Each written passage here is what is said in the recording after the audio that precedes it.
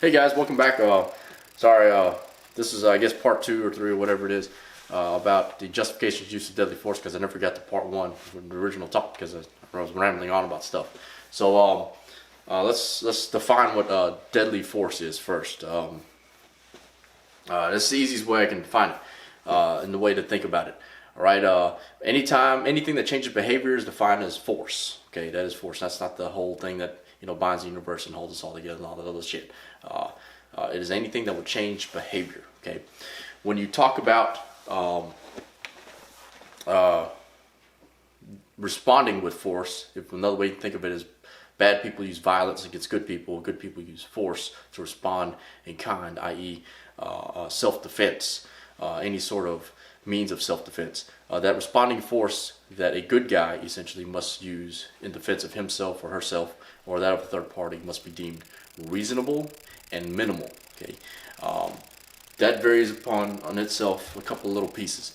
The first one, let's say the reasonable part. Reasonable is going to be defined as pretty much 2 parts. What is reasonable is defined in your geographical area, meaning it varies from state to state, country to country, area to area, culture to culture.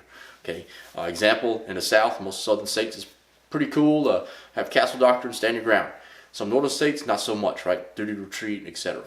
The next part of reasonable is the any man law. What would any other man or woman have done reasonable in your shoes given the same circumstances, i.e. a jury of your peers, right? The whole judge by 12, not carried by 6, all that other crap, right? So reasonable. Okay, what does it, according to the law, what is reasonable? And a jury, all right? Again, these are very broad thoughts and terms.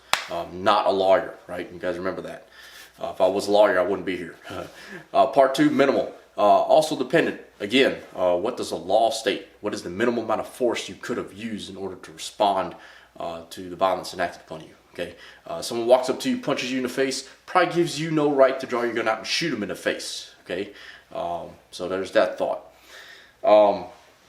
These things are important because it's not just about quote unquote, because I hear this all the time, that I was in fear for my life.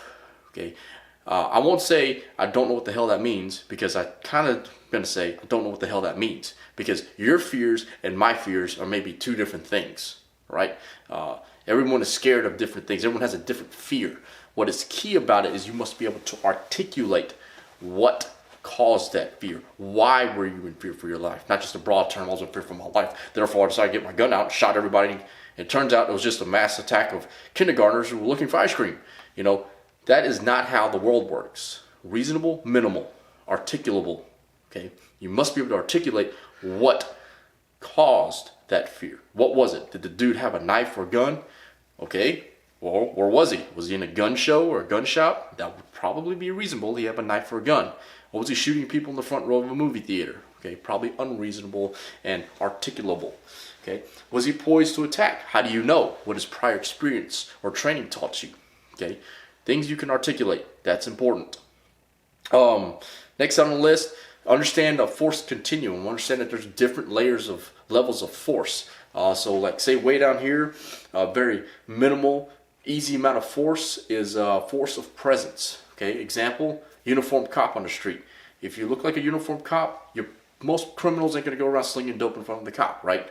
Force of presence was enough to deter that behavior. You, private citizen, don't look like a victim, don't look like food, keep your head up on a swivel, be vigilant. You don't look like food, you won't be eaten, therefore you probably, hopefully will not be selected today, so you're deselecting yourself. Be smart, have a force of presence, don't look like a victim, hopefully you won't be picked. Next on the list, verbalization. Understand what verbalization is, okay? That is pretty much the second minimal amount of force you can use that does not involve anything really physical, okay? The old expression, right? Sticks and stones may break my bones, but words never hurt. Very, very true from a quote-unquote legal standpoint for the most part, okay? Verbalization, knowing the difference between a command and a request. Someone's getting too close to you, know how to deter them. A command voice, very clear, okay? Not going to be high pitch, high volume, but it's a command. It's like you telling your kid to take their fucking hand off the stove, right? A request is a more polite way of saying it with less volume. The difference between me saying, could you back up, sir, versus back the fuck up, right? 2 different ways of expressing what I need someone to do. Command versus request. verbalization. Next on the list is understanding on the use of force is generally thought of as maybe like a less lethal option, such as OC pepper spray. Okay, so if you were to use OC or pepper spray, something to keep distance, but physically, hopefully not being just out of arm's reach. All right, but it's not something that will be deemed by most of society as causing death. Which leads to the next one, soft hands. Soft hands may be something defined as like a push, a shove, a grab, but not necessarily a close physical blow, which may be defined under hard hands. And every state has a different definition of what they consider on this force continuum, right? But hard hands is usually defined as closed physical blows, like punches, kicks. In some states, even using a baton and hitting in a less non-critical area, such as not the head, the spine, or the legs. Digressing. So hard hands. And the last maximum amount of force that someone can use against another human being is what they define as deadly force. Deadly force is any action that poses a substantial risk of serious bodily injury that could lead to death and or death itself. Examples of serious bodily injury could be defined as large and open painful wounds, such as being shot or stabbed, protracted periods of unconsciousness, such as getting knocked out, getting choked out,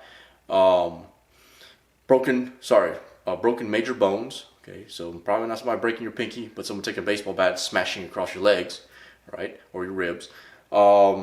Anything that will cause permanent loss or the use of a limb, faculty, organ, or permanent disfigurement, being maimed, being paralyzed, quote unquote, not by fear, but literally being paralyzed. Any of those things that could easily lead up to death. Okay, it could be defined as serious bodily injury.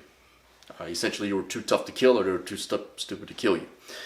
All right, so that is the force continuum. So understand the varying levels of force. Understand that no one has to go through those levels step by step by step. Like, you may never saw the dude coming, and pretty soon you're the third person to know you're in a fist fight. Okay, so understand how that works. There are some discrepancies in there. For example, disparity of force. Disparity of force is being defined as essentially you were at a huge disadvantage when the fight starts, or it could be mid-fight. Okay, you could be a lost position. You could start up standing, you get punched in the face, you get on the ground, dude smashing your head against concrete, and boom, you're about to lose consciousness. Disparity of force now exists. Okay, or it could pre-exist. You're 80 years old, can barely walk, and you get attacked by a 14-year-old thug who's able-bodied, which leads us to, can one man beat a person to death? Yeah, maybe. Two men? Yeah. Three? Yes. Four? Yes. Okay, so able-bodied male versus able-bodied male, you're considered on equal terms.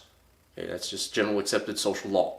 Next on the list is able-bodied male versus able-bodied female. Able-bodied male is defined as being stronger, okay, physically off the bat. Therefore, female is in a disparity of force pre-exist. Okay, hence she can raise the minimal amount of force necessary and be able to shoot this dude sooner than if she was a dude.